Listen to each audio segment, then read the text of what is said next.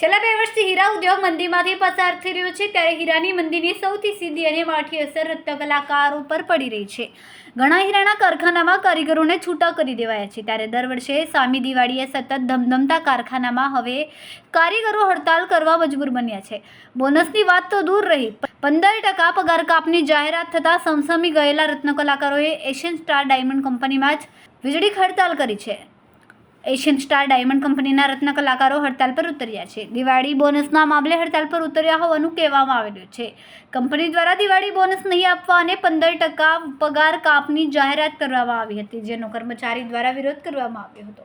છેલ્લા 3 દિવસથી આ મુદ્દે વાટાઘાટો ચાલી રહ્યો હતો. જોકે કોઈ નિરાકરણ આવ્યું ન હોવાથી રત્ન કલાકારો ગાંધી ચિંધ્યા માર્ગે આગળ વધ્યા છે.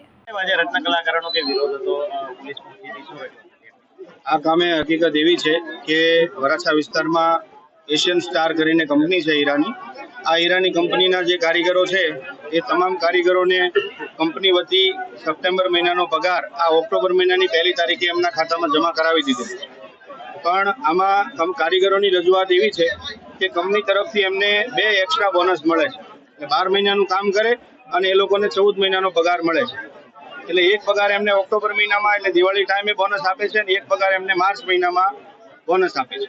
એટલે અત્યારે કંપનીમાં મંદીનો જે માહોલ છે એ પ્રમાણે કંપની તરફથી કારીગરોને એવું કહેવામાં આવ્યું છે કે ઓક્ટોબર મહિનાનું જે દિવાળીનું બોનસ છે એ કંપની આપવા તૈયાર છે.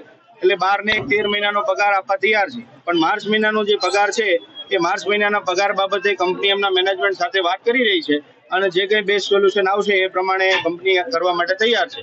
આવું તમામ જે કારીગરો છે એમને કહેવામાં આવેલું છે. તેમ છતાં કારીગરો એ એમની વાત પર અડગ રહેલા છે અને કારીગરો જે છે એમને 14 મહિનાનો પગાર એમને જોઈએ છે એવી એમની રજૂઆત છે.